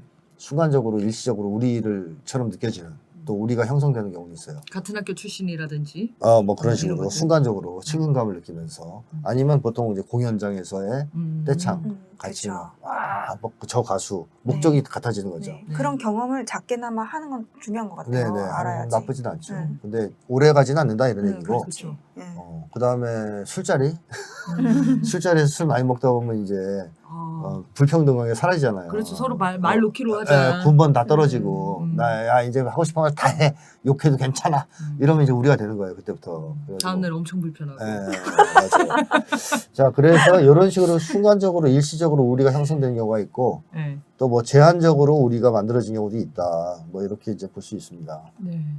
그 책에 그런 사례가 있었거든요. 사촌이 땅에서 하면 배가 아프다. 이런 걸 얘기를 하면서 이제 한국인들이 질투가 많은 민족 아니냐. 네. 이렇게도 얘기를 하잖아요. 근데 이제 외국 일본 놈들이 그런 속담을 들어서 한국인들은 단합이 안 된다. 그리고 질투가 많다. 근데 저는 좀 다른 맥락도 바라볼 수 있다고 봐요. 사촌은 우리 속에 포함된 사람이거든요. 그쵸. 가족이니까. 한국 문화에서. 근데 우리 문화에서 얘가 땅을 샀다. 돈을 많이 벌어서. 그건 문제가 있는 거예요. 아, 자기만 땅을 샀구나. 네. 같이 썼어야 되는데. 그렇죠. 사촌이 맨 처음에 우리를 배신했네. 그러니까 그렇죠. 사촌이 잘못했구만. 그러니까 한국에서는 좋게 안 본다는 거죠. 우리를 아. 파괴하는 행위로 간주되기 때문에 그렇게도 해석할 수 있겠네요. 배가 아픈 거죠. 그러네요. 네, 오히려 우리 주위에 상징적인 속담이 될 수 있어요, 지금 이게. 아니 뭐 왕이 땅을 샀다 그러면 배 아프겠어요? 그런 관심 없지. 관심 없지. 근데 사촌이라는 거예요. 그러니까 한국에는 이웃사촌이라는 말도 있다고. 그러니까 다 우리에 들어와야 될 사람들이에요. 그러니까 우리 안에 불평등이 조성되는 거는 좋아하지 않아요. 근데 자기 것만 자기 사익만 챙겨? 아, 그런 땅을 거면 용서를 못 한다. 땅을 살 정도 돈이었으면 우리한테 나눠줬어야지. 그러니까요. 갑자기 지금 저렇게 이해하니까 굉장히 서운해졌어. 또. 나한테는 얘기해야지. 돈 많이 모으고 있다고. 그잖아요. 그렇죠, 그래야 그렇죠. 빌렸지. 그동안 빌리기도 하고. 대표적 속담이 되겠어요. 이렇게 우리 주위에. 해석하니까 완전 새로운 속담이 됐어, 지금. 이 사촌이 잘못한 거죠. 그치. 그러니까. 재밌네요. 네. 요 3번 질문을 해주시죠. 네. 이렇게 우리를 지향한다. 한국인들이 우리를 지향한다. 그 이유가 뭘까요? 우리를 하면 도대체 뭐가 좋습니까, 선생님?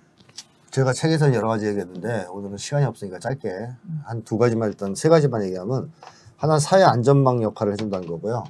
우리가 있으면 옛날에 농촌 공동체를 한번 생각해 보세요. 농촌 공동체 그 마을 사람들이 어느 정도 쌀이 있어요. 그냥 풍족하진 않아도 먹고 살 정도에. 네. 근데 한 집만 쌀이 없어서 굶어 죽는 경우가 있었을까요? 그럴 수는 없고. 불가능하죠. 그렇죠. 그거 불가능해요. 그렇게 놔두질 않아요. 다 마을 사람 나눠주죠. 쌀을 십시일반. 그게 안전망 아니에요? 사회 안전망? 그러네요. 그러니까 우리 민족은 5,000년 전부터 지금까지 보통 사람들은 마을 공동체 같은 네. 우리 속에서 살아왔어요. 다시 말하면 사회 안전망 속에서 살아왔다는 얘기예요. 그러니까 같이 흉년이 들면 같이 굶는 건 있었어도 나 혼자 굶는 일은 없었던 거예요.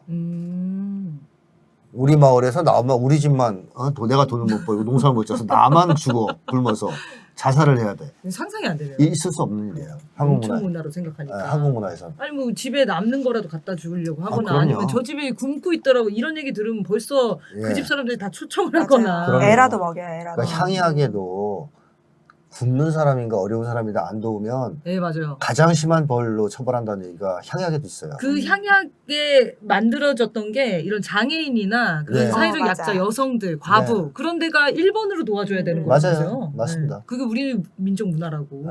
그래 옛날에 시골에 보면 머리에 꼭 꽂고 다니는 사람도 있어요. 네. 마을에 한두 명씩. 네. 그 사람들 누가 먹였을 것 같아요? 부자들이 먹었나? 마을 사람들이 먹여 살릴 것 마을 같아요. 사람들 부자들 안 먹여서. 동막골? 네, 똥막걸리. 그러네. 어. 그런 사람들이 굶어 배척당하지 굶어 죽지 않아요. 않잖아요. 고아도 굶어 죽지 않아요. 그 동네 바보가 돌아다녀도 먹여주죠, 다. 온 사람들이 다 들어와서 밥 먹고 야 가라고. 평소에 불러다 같이 그러네요. 밥도 먹고. 그러니까 그런 문화에서 살았단 말이에요. 그러면 풍요롭고 뭐 그렇진 않았어도 사회 안전망은 항상 있었다는 얘기거든요. 한국 사람들이. 그러던 것이 해방 이후 한국 사회가 바뀌면서 우리가 해체되기 시작하면서 이 사회 안전망이 급격히 해체되는 거죠. 우리가 깨지면서. 근데 그걸 국가가 대신해 줘야 되는데 그러면 국가도 안 해줘. 그러니까 우리 민족, 우리 한국 사람들은 어떻게 보면 5,000년 역사에서 처음으로 사회 안전망이 없는 개인의 생존을 개인이 책임지는 삶을 시작한 거예요. 얼마나 살기 힘들겠습니까? 항상 같이 해결하다가 문제를. 생존 문제 특히 같이 해결하다가 갑자기 나 혼자 책임져야 되는 상황. 그러니까 이게 안 되면 자살하고 그러잖아요. 힘들어서. 네. 우울증이 걸리거나. 우울증 걸리고. 근데 옛날엔 그런 문제는 없었다. 이런 얘기입니다. 그래서 우리는 사회 안전망 역할을 한다. 만약에 지금도 젊은이들이 우리가 있다면 고독사를 하겠어요? 취직이 안 되고 백수가 돼도 친구들하고 같이 술 먹고 그러면 되는데 맨날. 그렇죠. 친구들이 사주면 되는 거고. 사주고 되고 가족들도 막 우리가 있다면 가족이 우리라면 괜찮아 취직 안 되면 뭐 네 잘못이냐 윤석열 때문이지 뭐 이렇게 되니까 그냥 버틸 수 있어요. 좀 힘들어도.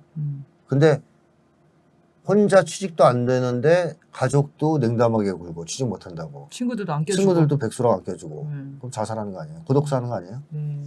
우리가 없을 때 이 사회 안전망도 사라진다. 이렇게 봐야 되겠죠. 그래서 우리를 회복하면 아주 가장 훌륭한 사회 안전망 속에서 우리는 살아갈 수 있게 된다. 이런 점 말씀드리고 싶고 두 번째는 집단 치유 효과가 있다는 거죠, 우리가. 집단 치유. 네.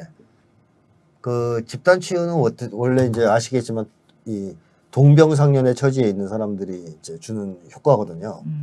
그 지주한테 이렇게 구박받은 머슴들끼리 술을 마셔야 풀리지 지주하고 술 마시면 안 돼요. 더 열받거든요.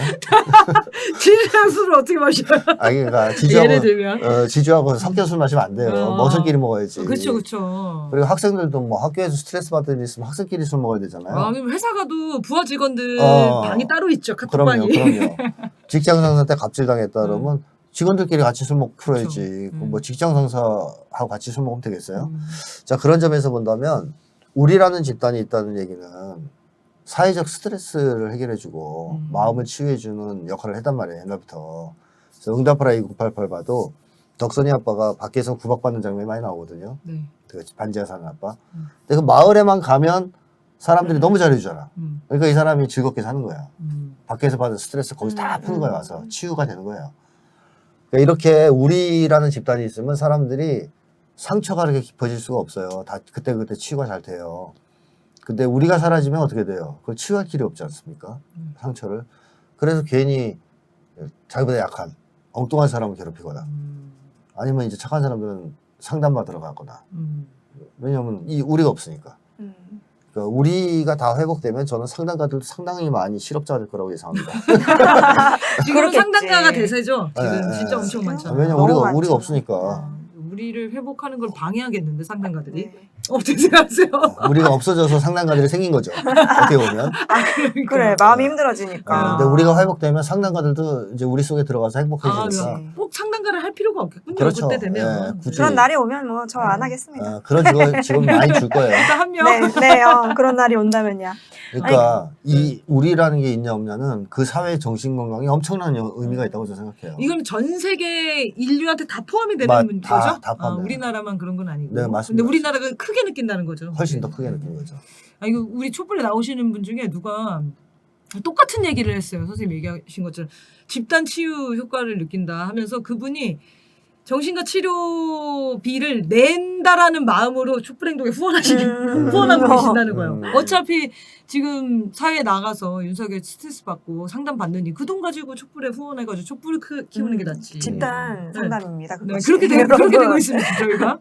집단 상담에서 이제 받는 선생님 설명하셨는데 여러 가지 치료적 뭐 효과 중에 하나가 이제 진짜 말 그대로 보편성 이렇게 말하는데 나 같은 사람이 이렇게 있구나. 그렇죠. 이거 되게 중요한 효과 중에 하나이고 요인 중에 하나이고 또 하나는 이제 거기서는 이타주의라고 표현하는데 아마 이게 우리주의랑 비슷할 것 우리주의라고 같아요. 봐야죠. 그러니까는 서로 돕고 이게 하나가 되고 하는 그 속에서 치유 받는다는 거예요. 그렇게 치면 촛불이 집단 치유의 장 맞을 것 같아요. 그럼 우리는 진짜 이 촛불 없었으면은 전 국민이 다 우울증에 빠졌을 거예요. 그치. 윤석열 터지고 나서. 근데 일상에서 우리가 계속 우리 집단 속에서 살아간다면 정신이 얼마나 건강하겠어요. 네. 계속 상처가 치유되고 공감받고 맞아요. 뭐 그죠? 근데 없으니까 지금 정신 건강이 이렇게 나빠진 거 아닙니까? 이제 그런 점에서도 우리가 필요하다는 것이고 마지막으로 또 결정적인 얘기를 해야 되겠죠. 우리 한국 사람들은 우리 속에 있을 때 가장 행복한 사람들이에요. 한국 사람들 좋아했던 기억 떠올려봐. 그러면 다 우리랑 연관이 있어요. 눈물 줄줄줄 흘려 그런 거 떠올리면. 그런 얘기 할 때는. 근데 한국 사람들이 제일 좋아하는 게 우리인데 우리가 회복돼야 되지 않겠습니까? 우리를 잃으면 한국인들은 행복할 수가 없는 사람들이거든요. 이거는 딴 얘기인데 제가 얼마 전에 그 외국에는 심심하다라는 표현이 없다는 거예요. 그러니까 심심한데 놀아줘 라는 표현이 없다는 거예요. 그래서 그게 그것도 뭔가 우리 주의랑 지금 연결이 돼 있나 이렇게 생각했거든요. 그러니까 어린이들이 꼬마 애들이 그냥 놀고 싶으면 놀자라고 하지 나 심심한데 놀아줘라는 얘기를 부탁을 하거나 그 의지를 하거나 같이 놀려고 하거나 그 목적이 심심하다라고 표현하지 않는다고 하더라고요. 이런 얘기는 처음 들어보시죠. 네. 근데 생각해보세요. 그 외국 애들이 그냥 친구랑 놀자 이런 건 있지만 내가 심심하니까 너가 나랑 같이 놀아줘야 돼 이런 개념 자체가 개인주의라면 있을 수 없는 거예요. 돈 줘야 네네. 돼요.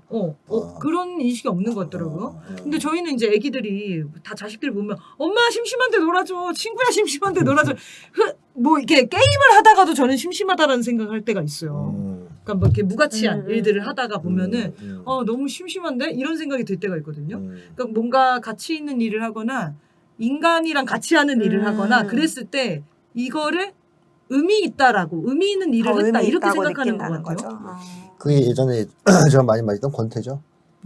그래요. 예. 한자로 표현하면. 네네. 권태는 혼자 사는 사람에게 오는 거예요. 개인주의.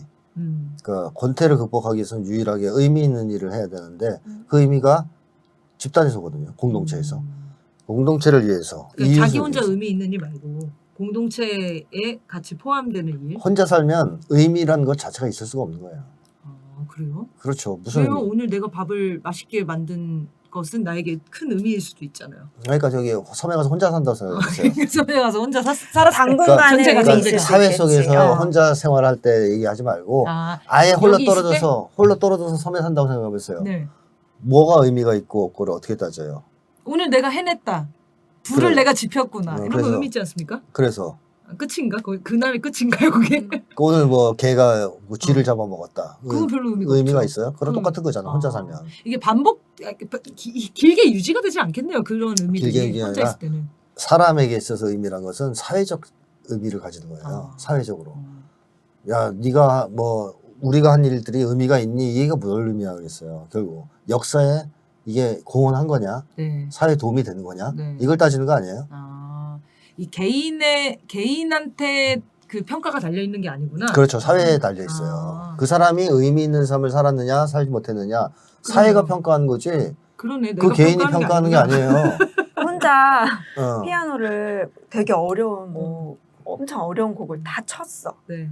기뻤어. 네. 그 이상 뭐가 있냐 이거. 칭찬을 받아야 의미가 있는 그렇죠. 누가 이거 콩쿠르에 상을 받아야지. 들려주든 인정을 해주고 들려주든 어. 그래서 저 사람이 기뻐하든. 그렇죠. 그러니까 그러네. 인간은 하여튼 일, 관계 이 두 가지가 다 돼야지 행복하지. 이 중에서 하나가 꺾이면 특히 관계에서 망가지면 아무리 무슨 성취를 이루어도 공허함이 계속 남죠. 그러니까 한국인에게 삶의 의미를 주고 삶의 가치를 느끼게 해주고 행복을 주는 것은 우리거든요. 네. 공동체. 그러니까 우리를 상실하면 그걸 느낄 수가 없는 거예요. 그런 것들 찾을 수가 없어요. 삶의 의미나 가치도 찾을 수 없고 행복도 누릴 수 없고 얼마나 불행해지겠어요. 그래요. 그러니까 한국인들은 우리를 지향할 수밖에 없지 않겠어요. 자, 이런 이 자세한 또 인간의 어떤 본성, 본질적 특성에 대해서는 다음 또 책에서 저희가 선정을 하면 하도록 하겠습니다. 네. 자, 그 다음 궁금한 거는 한국인이 다른 나라와 다르게 어떻게 우리주의를 가지게 됐는지, 뭐 날 때부터 우리주의였는지, 예를 들면 중국과 일본과의 차이, 네. 이런 거 좀 얘기해 주십시오. 한국 사람들과 중국과 일본과의 차이. 역사가 길다 우리 5,000년. 중국이 덕인데요? 중국은 어딘데? 5,000년 넘어요 걔네가? 5,000년 넘지 않아요? 나라가 거기도 계속 황하 문명이 있고 황하 문명 전에 고조선. 대동강 문명이 있거든요. 대동강 문명이다. 세계 4대 근데 문명 어쨌든 아닙니까? 역사가 길다면 중국도 길다 쳐요. 네. 그러면 한국 사람들의 특징 움직이지 않는다. 이동하지 않는다. 그건 다르네. 그러니까 유대인도 역사가 길잖아요. 근데 걔네들은 이동을 많이 했죠. 유랑 생활을 했죠. 그러다 같이 모여서 한 게 1948년이란 말, 국가 수립 이후에. 근데 한국은 5,000년 전에 한반도에다 자리를 잡고 떠난 적이 없어요, 여기를. 한국 사람들은 자리 잡으면 잘 안 움직여요. 한반도에서만 살았어. 술 먹을 때 그래요. 술 먹을 때. 네. 저는 한 번 자리 잡으면 잘 2차로 잘 안 가. 아 그런 것도 민족성인가? 거기서 뭐가 나오냐면 온돌 문화가 나온 거죠. 그냥 여기서 그냥 네, 자리 잡고 앉아있다. 정주 문화라 그러죠. 유목민들이 온돌을 왜 언제 어떻게 만들겠습니까? 만들 필요가 그쵸. 없지. 설사 만드는 기술이 있다는데 만들 필요가 없어요. 좀 떠야 되는데. 그러네요. 이동을 해야 되는데. 근데 한국은 한번 자리 잡으면 안 움직여요. 특별한 일 없으면. 죽을 때까지 살아. 그러니까 온돌 만드는 거예요. 공들여서. 온돌 문화가 나왔죠. 자, 그래서 한국은 5,000년 내내 한반도에 터를 잡고 살았다. 네, 또 하나의 이제 특징은 중국이나 일본하고 달리 한국은 통일을 이룬 다음에 이제 고려로 잡아도 늦잡아도 1,000년 네. 이상을 통일된 국가에서 사이좋게 살아왔다는 거야. 즉 다시 말하면 내전이 없었다는 얘기죠. 같은 민족끼리. 그러니까 우리 역사를 보면 경상도와 전라도의 내전 이런 게 없습니다. 뭐 또는 함경도와 경기도의 전쟁 이런 거 없어요. 민중들의 반란과 항쟁은 있었지만 같은 민중들끼리 싸우는 일이 없었어요. 그러네요. 예, 지역별로. 근데 일본은 그야말로 내전의 나라입니다. 그쵸. 거기는 뭐. 영주들로 다 땅덩이가 분할돼가지고 지네끼리 사무라이 키워서 엄청나게 싸웠어요. 그래가지고 실질적으로 일본이 어느 정도 그걸 극복하고 통일을 이룬 것은 메이지 유신 때입니다. 그 전까지의 통일은 굉장히 불완전한 거고요. 그래서 일본 애니메이션이나 만화 뭐 이런 똑같은 얘기네. 애니메이션. 아니, 속을 뻔했어요. 아니 조금 달라요. 이제 약간 만화는 속았어요. 이렇게 네. 2D. 일본 3D. 애니메이션이나 영화나 이런 데 뭐가 잘 많이 나오냐면 어떤 장면이 마을 사람들이 평화롭게 농사 짓고 있는데 말 탄 놈들이 쳐들어와 봐. 우두두두두두 산적이 아니고 옆 사무라이들이에요. 네네네. 옆 이제 영주 쪽 다 죽여요.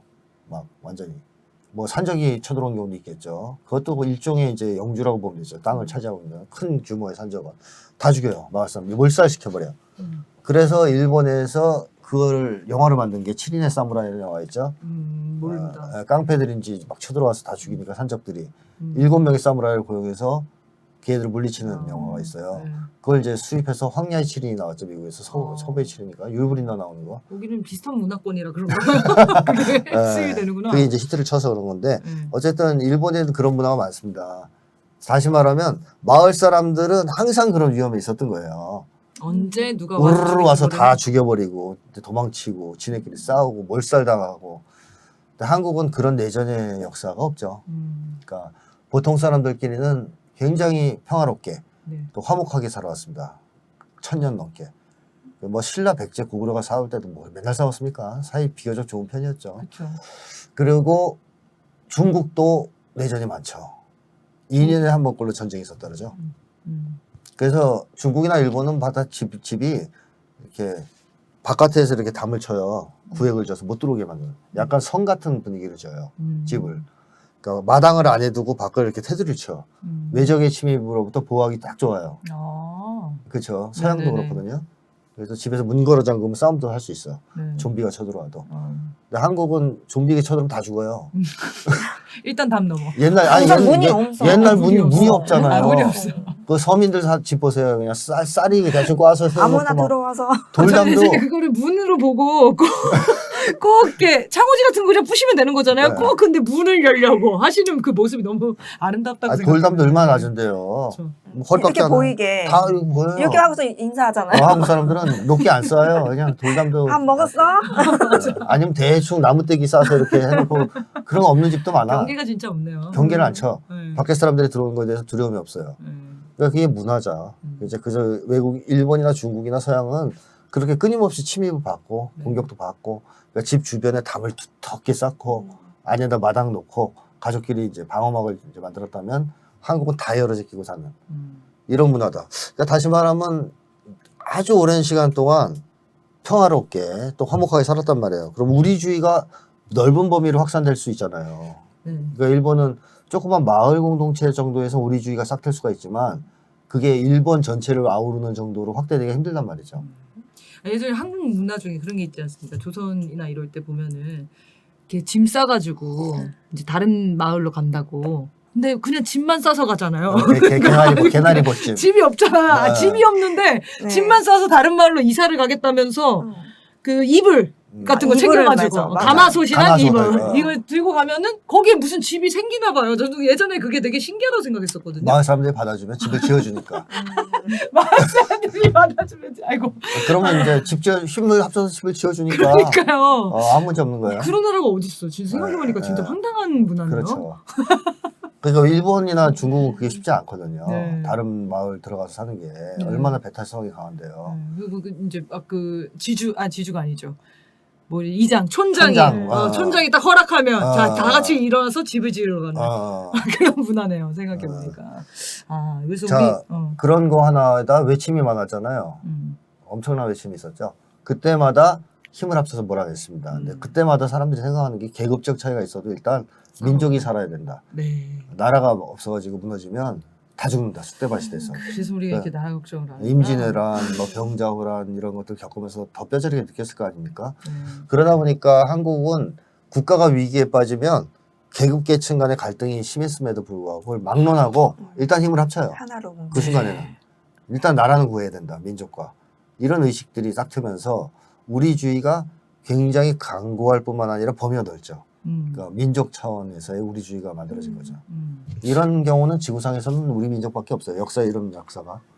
이게 금 모으기 운동했을 때 예전에 TV 보면은 금을 누가 냈는지 이름이랑 금액을 띄워줬었거든요.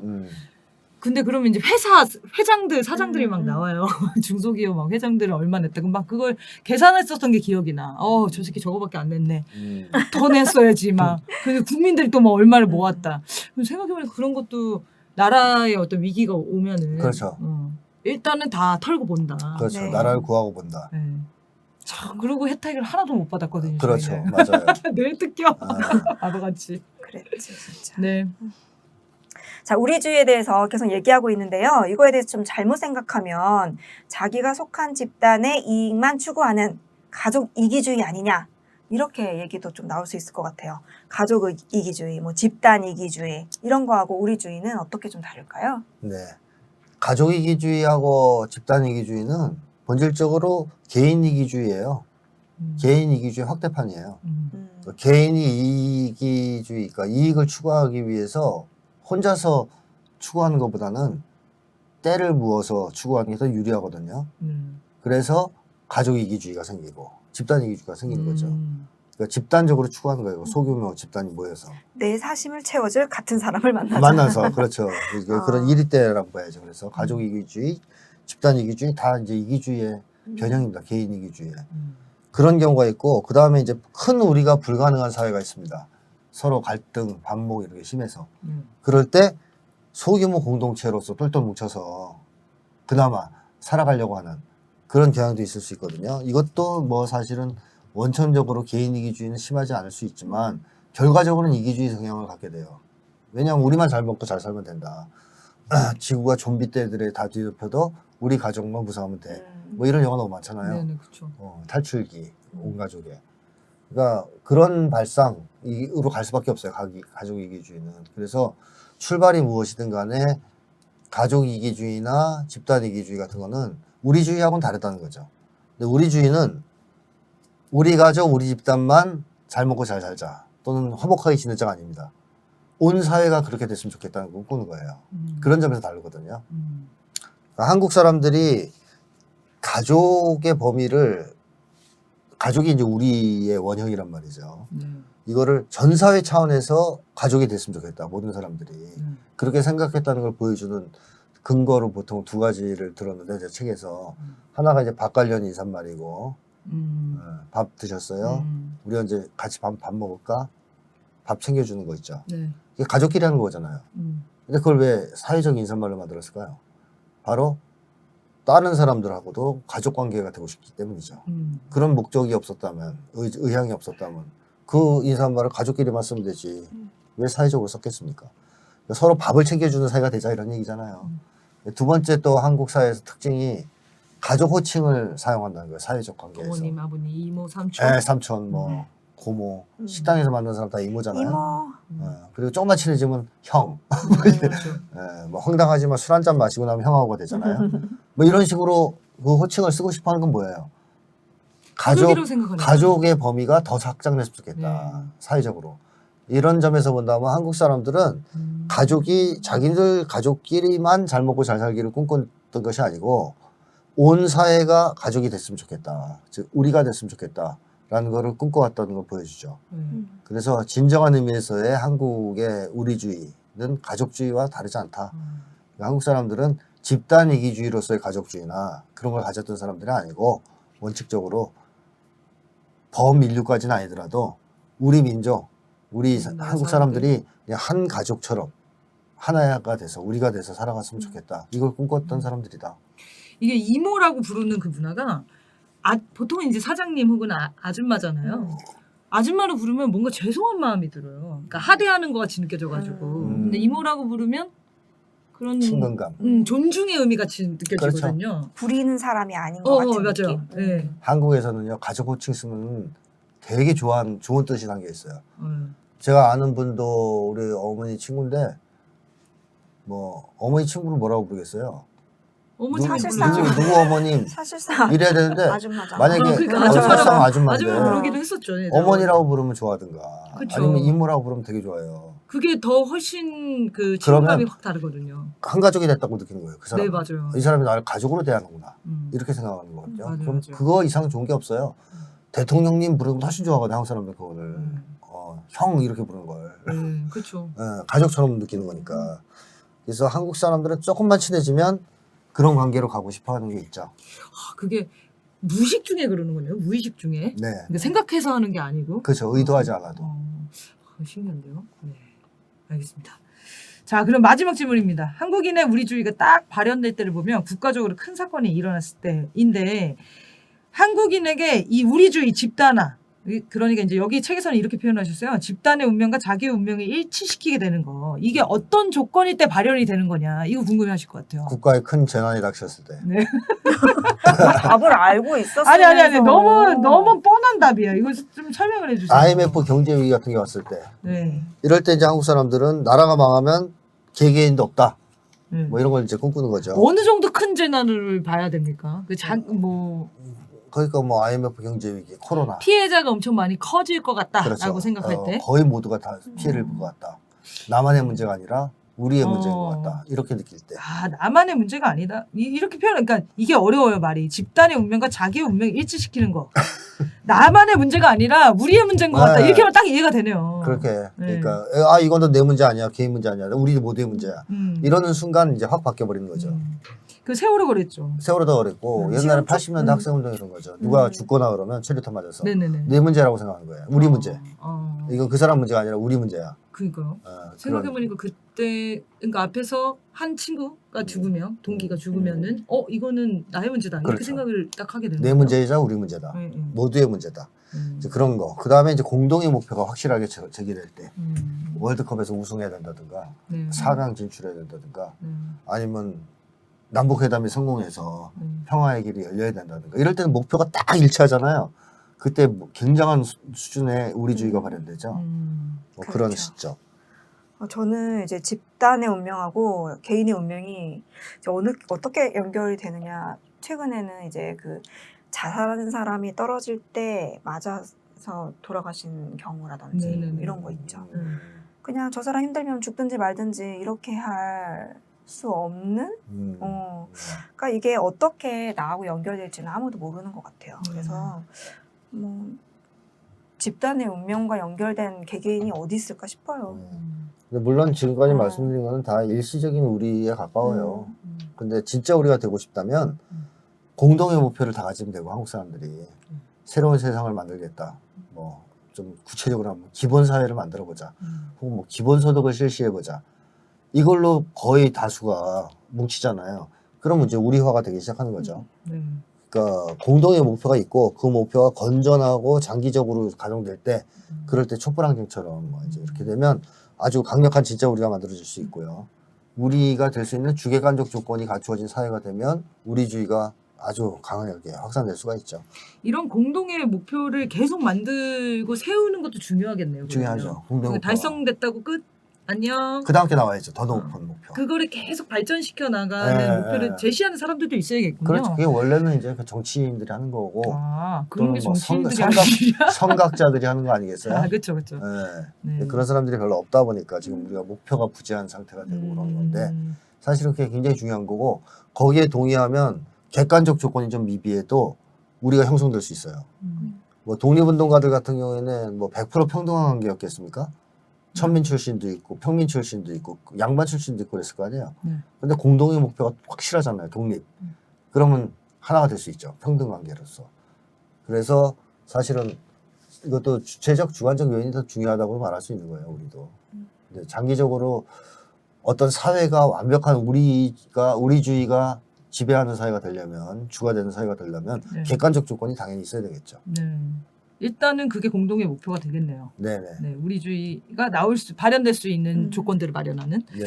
네, 알겠습니다. 자, 그러면 오늘 책 내용 중에 우리 부분은 거의 다 다뤘습니다. 이제 다음 주는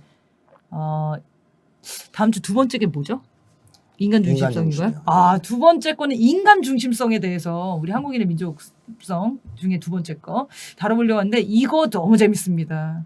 또 마음의 자긍심과 막 이런 것들이 막 넘치는 내용이거든요. 그래서 다음 방송 때 이 부분 다뤄보도록 하겠습니다. 자, 그럼 마치면요. 예전에 이런 말이 있습니다. 사진이 준비됐는지 모르겠는데요. 나라로부터 받은 은혜도 없으면서 위기가 닥치면 떨쳐 일어나는 독특한 유전자를 가진 민중들이 화답하여 일어나 싸웠다. 이거 되게 유명한 짤이죠. 저는 오늘 이 유전자의 비밀을 선생님이 책을 통해서 풀었습니다. 그래서 아직 책에 많은 부분이 남았으니까요. 다음 방송 기대해 주시고요. 여러분의 미칠 것 같은 고민과 사연을 상담해 드립니다. 아주 소소한 고민도 소중한 고민이니까요. 아래 메일 주소로 사연을 보내주시면 되겠습니다. 자, 김태형 상담소 나를 미치게 하는 것들은 매주 목요일 7시에 업로드됩니다. 방송을 마치겠습니다. 감사합니다. 감사합니다.